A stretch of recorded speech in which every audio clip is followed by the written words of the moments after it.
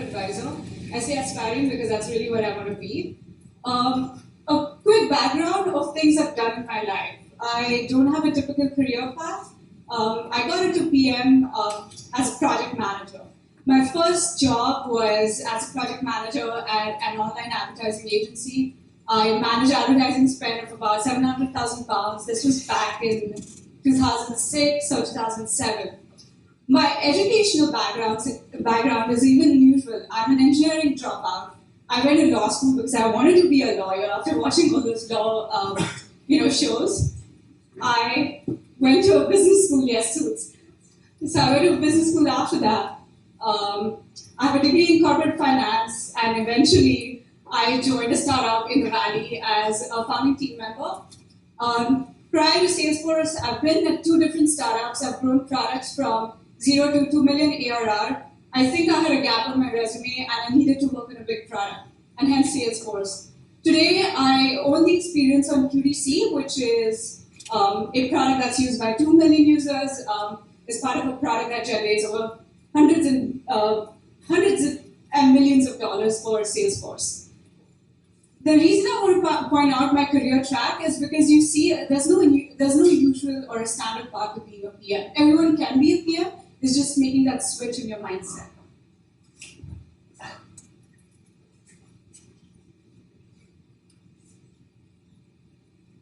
Feel free to connect with me on LinkedIn. I know I have a lot of requests that I need to accept. I will get to it before the end of this week. So what is it that we're meeting today for? It's really giving you clarity on what to expect at an interview for a PM, and how do you land that PM job? How many times have you walked into an interview and you had this, like, okay, am I really ready for this interview? The question is, it's not whether you're ready for the interview, is the interview ready for you?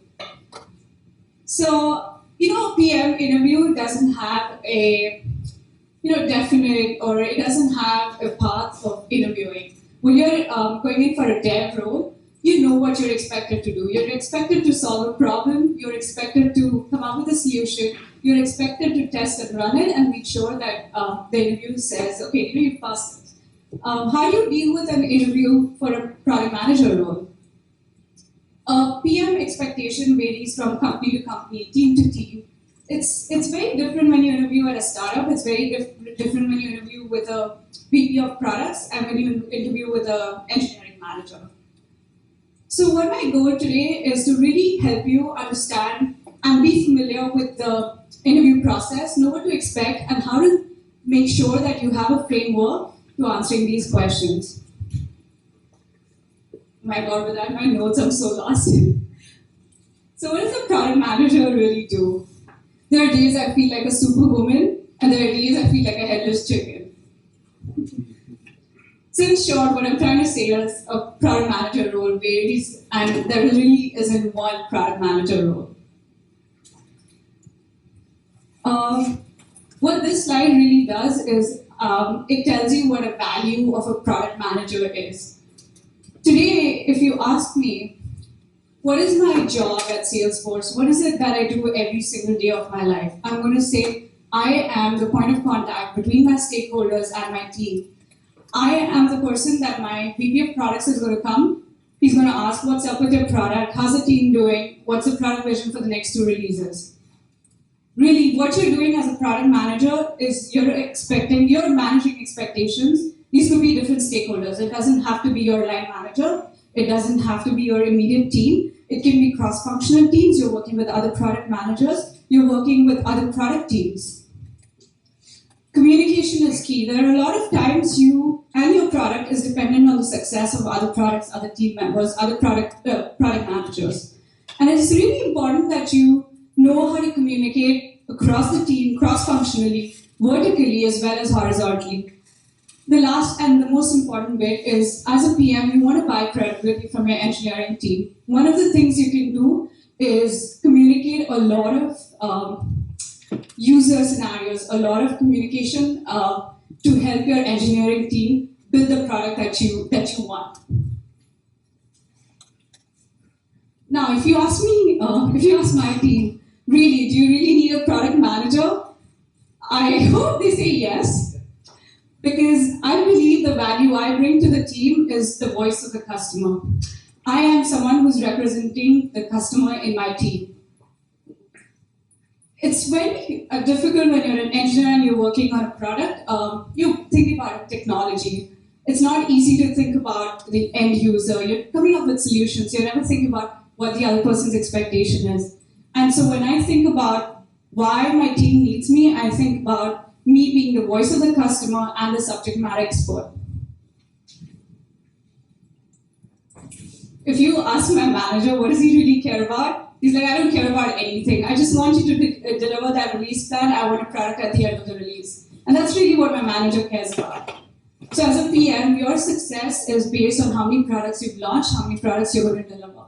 And there's a line or there's a commitment that you make before you get into a release plan. And that commitment should be what you deliver at the end of that release. And that really defines you as a product manager, how successful you are. How many times as an engineer or as a designer do you get like asks from different teams, they're conflicting, you probably started out expecting certain amount of work, and then towards the middle of the release you realize there's a lot more than what you expected.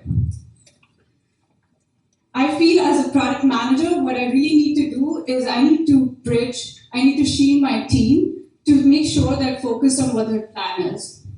So you're going to have customers, you're going to have sales reps, you're going to have your manager, you're going to have like engineering ask for different requirements. It could happen at the start of the release, it could happen in the middle of the release.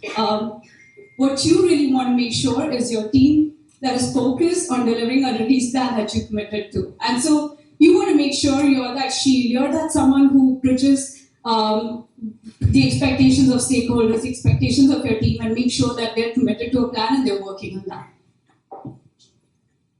Lastly, I think as a product manager, if you can be a great evangelizer, you're already a great product manager. When I say evangelizes the product, as a PM, one of the success criteria for me is how many customers do I have who are using my product. I want to talk to sales team to make sure that they're selling my product, because I'm not going to get value from the product if I don't have customers selling it. I want to work with customer support to make sure that they are resolving any issues, investigations for my customer. In short, what I'm doing is at the end of the release, I'm really talking about my product. I'm going to say, hey, these are the things that are available now. I want to empower you to sell more and make sure sales knows how to go out and reach out to customers. I also want to talk to customers to get their feedback. That feedback drives my plan for the next release for the product. So as a product evangelist, what you're really doing is you're selling your product, you're talking about your product, you're collecting that feedback, you're bringing that in, internalizing it, and driving your roadmap. The reason I bring this slide up is because all of you at some point of time, no matter what role you're in, you've done this. As an engineer, you've probably communicated, you've managed expectations, it could be at a different level, you've probably worked with your team at a different level. As a designer, you've probably done a little bit of this as well. You've probably executed or you've delivered a plan for your design efforts for the next release. As a marketer, you've probably evangelized the product already. So I think I want you guys to remember this, and when you write your resume, when you're going for that interview, I want you to think about these points. This is what is the value of a product manager, and you've got to bring that out when you're talking about it. This is my favorite topic. Now, the way you would interview at a startup is very different from an interview at a big company. At a startup, you're expected to be flexible, you're expected to be comfortable with ambiguity. At a big company, you're expected to be more cross-functional, you have to be driven, you have to show some amount of leadership, which is true at startups too, but at big companies, it's a lot more. And what I really want to highlight is when you're going for that interview at a startup or at a big company, I want you to think about the interview. Think about his pain points or her pain points. Think about what pain point he has and think about how you're going to position your strengths for those pain points. So let's say I was interviewing at a startup, and I know resources are always limited. I know I probably have to do a lot more than a product manager role. When I started out at a startup, I had a UI designer, but I was still doing mockups. I was doing screen flows. I was using sketches. I was drawing sketches. I was writing the copy for my App Store description. I was doing press releases. I was putting together data sheets. I was being a product marketer. I was doing social media marketing. I was doing a lot more.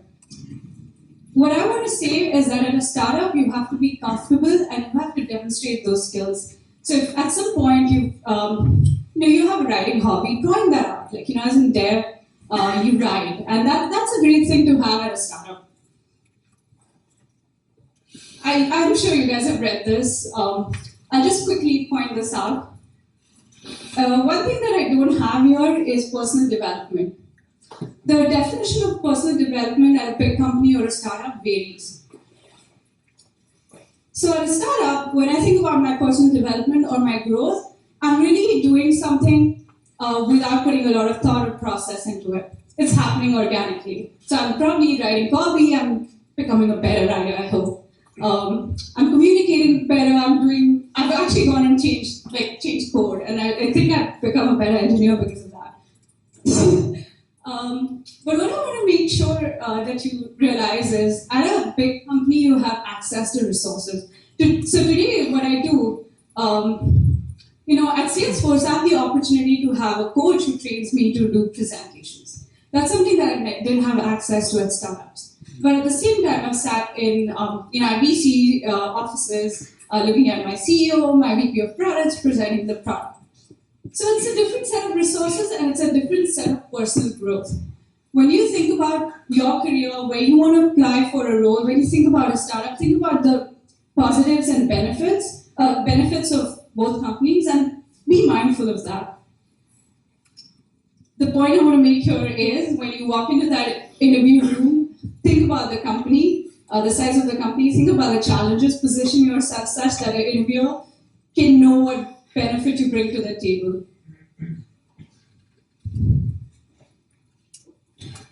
So you guys are probably trying to get into, yeah, sure. Biggest slide. So is point number 3 is that live between startup for big companies or organizations? So I'll talk about my experience. So access to customers and users. I would expect that bigger example. You'll have more users for sure, you'll have more impact. When I was at a startup, a lot of my roadmap, a lot of my product was defined by my users. In that, what I say is, I had a customer success team, but I was involved with meeting customers, I was involved with any issues, investigations that came from this customer success team. So I had easy, direct access. Now at Salesforce, I have 2 million plus users. I have a process that I have to go through. So I have a user research team. If I have any questions about the product, they get in touch with my customers, they talk to them. If I would really want to talk to a customer, or there's something that I want to resolve for a customer, I have to go through an AE. And that AE will be on the call. Very rarely, when there's an issue that, say, customer engineering or CSM can't handle, it comes to product. So that's the reason why I have that point. If you guys want, I can just quickly go over it. At startups, when you're talking about building a product, you're really talking about growth. So you have a small set of customers defining a lot of your roadmap. At a big company, at least at Salesforce, it's a lot about trust. So when I think about my product, I think about, is it going to scale to those million users? Is it going to be a reliable product? Is trust, which is our number one priority, is that going to be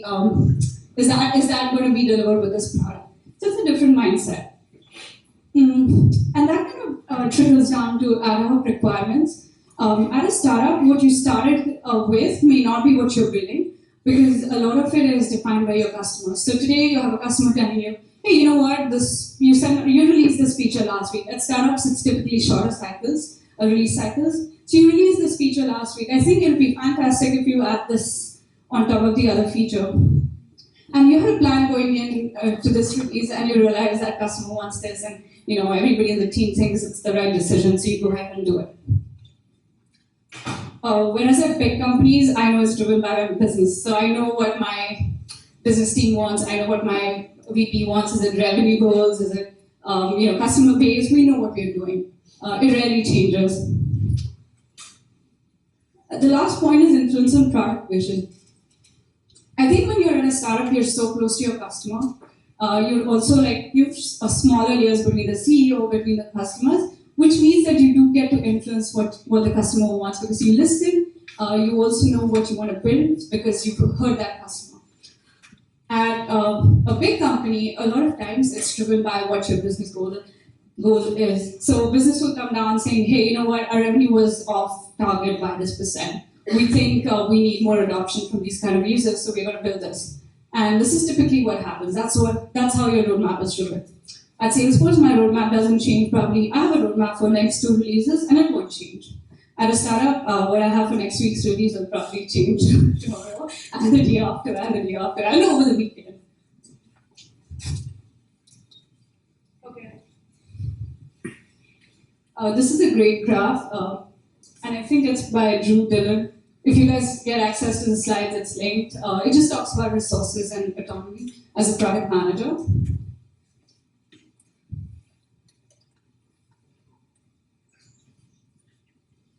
Okay, so I'm going to come back to breaking the product management role. A lot of you must have tried going to LinkedIn, Glassdoor, Indeed, tried typical channels to break into product management. What I have here is sites that are usually looking for part-time product PM roles, have side gigs, usually startups because they don't want to pay a recruiter or a hiring agency to fill that position. So it's a nice bridge into landing a PM role. It could be on the side, it could be part-time, it could be something that you can promote, or it could be full-time, not paying as much.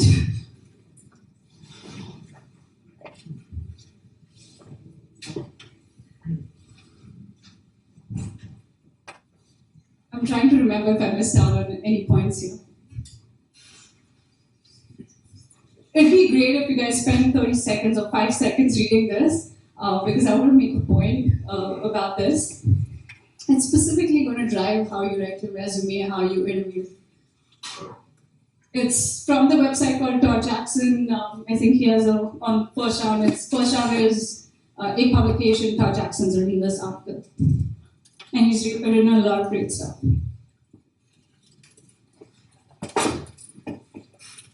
So you can see what are the must-haves? It's intellectual ability, communication skills, leadership qualities, collaborative in any company culture. You've all done that. You all have it. I think most of us in this room have all these qualities. It's just when you bring them out and how you bring them out. So when you're selling your resume is really what is getting out to the recruiter or to the hiring manager first. You want to make an impression. I've seen a lot of resumes, good and bad. So I'm not going to get into the details of writing a resume, but I'll make it really short and simple.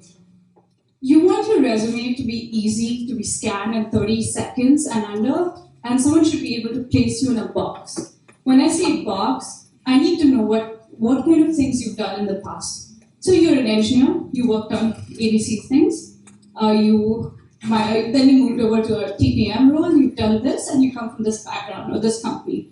At that point, I've already made up my mind whether I should interview you or not. What I want you to think about is what you want the interviewer to know when he looks at your resume. What we do is we write 2-pager, 3-pager resumes. Very rarely have I ever looked at a resume more than a page. What I think we all end up doing is we end up putting up a lot of information we think was relevant when we did that role. What you really need to make a note of is what is on your resume that is relevant to the role you're applying for. There's this amazing site called JobScan. You guys, I've used it. I interview on the site, so I interview every 6 months. I meet a lot of new people. I learn a lot about myself. I grow because of that. So use JobScan. It's a great way of optimizing your resume to meet the description of the job. There's something called as an application tracking system, ATS. It basically ranks your resume for the recruiter to decide on.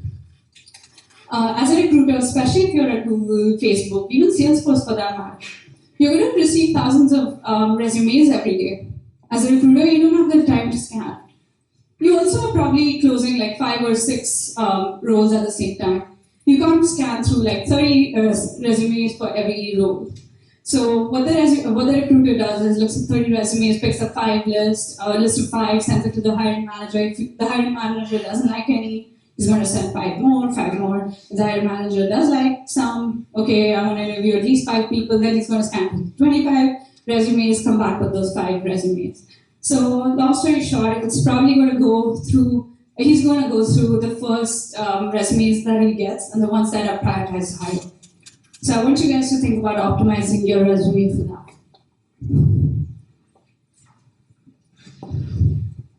The second thing I want to point out is the content on your resume. Anything over 10 years is not relevant. Anything that you've worked on in the past 20 years is probably irrelevant. Focus on the last 3 jobs. Think about what you could demonstrate as a PM from those 3 jobs. And think about the eye as a scanner. When someone's scanning the resume, can you bold, can you italize, can you underline keywords or sentences that you think best describe that picture that you want the interviewer to have? Think about that. And think about your own resume. You can even start critiquing resumes on LinkedIn. Like, look at the people's profiles. Google PMs have one of the best profiles. That's what I feel. They just know how to quantify everything on their LinkedIn profile. When you're also writing your resume, make sure you make a note of this. Talk about any prior communication, leadership, influential roles you've taken within the team. It could be as a designer, marketer, engineer, it doesn't matter. Always talk about what you've done from the perspective of the business, the customer. Immediately, as a hiring manager, it has a mental, I can make a mental note of what the resume is about. If you talk about, okay, I've worked on these technologies, I've built the architecture for this, which is fantastic. You've done an awesome job, but I, as a hiring manager, probably don't find that relevant. It's like this, if you walked into a store and you were interested in women's clothes, and someone just kept showing you kids' clothes, you're going to just give up and walk out. It's a similar example.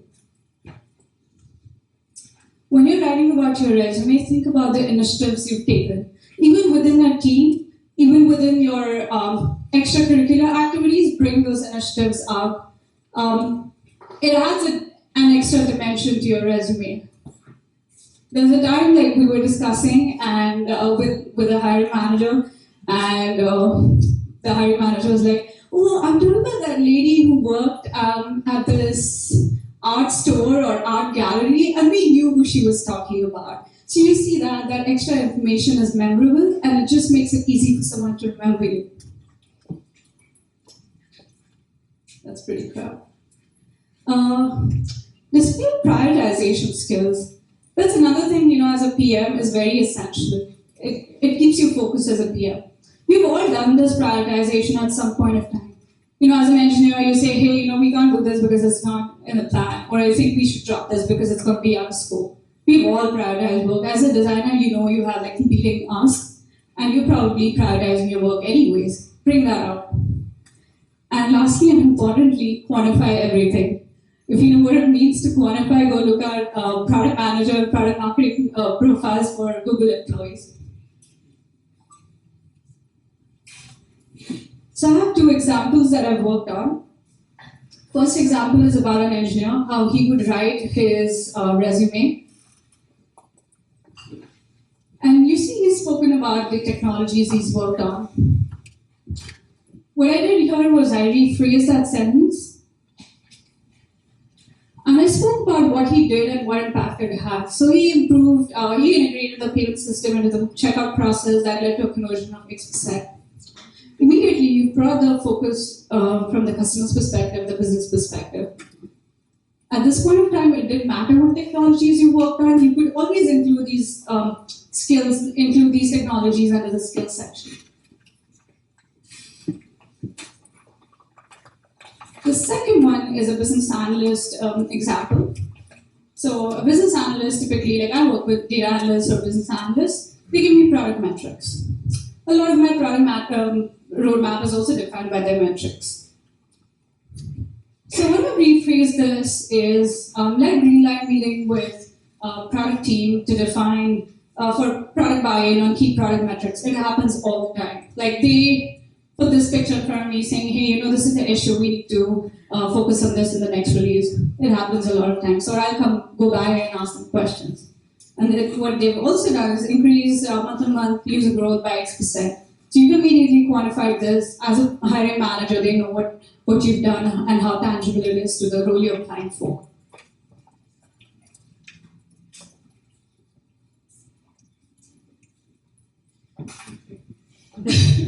It happens to me all the time. It happens to me at interviews, at meetings, everywhere. So what I'm really now getting into is the whole interview process. You probably know what the interview process is already. I'll just briefly talk about it. You submit your resume, a recruiter sees it, sends it to the hiring manager says, yeah, sure, we'll talk to this candidate. You'll have either the hiring manager or you'll first probably have a recruiter call you and talk about your salary and things like that, what you're expecting in your new role. It's most of the time just to get an understanding of your status and your salary and how interested you're in the role. That's just a way of gauging the candidate. Now, when you have a phone screen with the hiring manager or someone from the team, they're really looking at, okay, you know what, does this person have enough to come in front of the team and interview? Do we think there's potential here? Well, if you're lucky enough, you'll go to an on-site interview.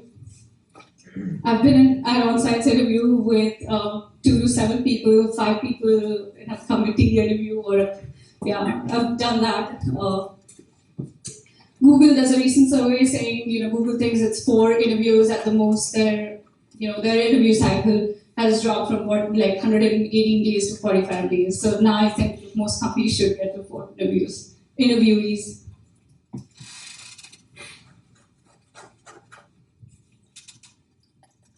So I want you guys to take your phone out right now and get an invite for the Slack group. This group is by Louis Lin, and he talks about, or it's not talks about, it's peer-to-peer interviewing. There are product managers from Amazon, Google, LinkedIn who are willing to work with you in improving your interviewing skills. There are different streams. There's streams on estimation, case studies, talking about yourself, what teams are looking at. So Amazon, different teams look for different things. If you can grab his books, those are fantastic too.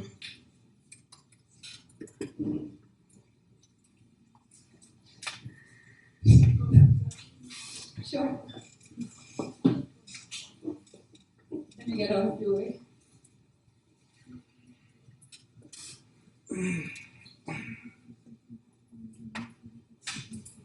For the longest time, I didn't know what an elevator pitch was. So it's apparently you walk into an elevator, meet an unknown or a stranger, you should be able to close a deal in 30 seconds or 40 seconds and under. Yeah, if you ask me, do I have an elevator pitch? I don't. I probably talk. But I do. It's about 2 minutes. So the point I'm making here is this is the first conversation you're going to have with your interviewer. It could be your hiring manager, it could be the team member who's screening you. You want to make it really easy that the interviewer knows what you have done and where you're coming from and what you want. You have to make sure what you're saying is what the interviewer wants in you. And that's a hard thing. It's your first conversation. Go back to the job description. If you know someone at the company, talk to them. Keep this elevator pitch 2 minutes and under. If you can slide a line saying why you're really interested in this role, say it. Make it very easy for the interviewer to understand what you're saying.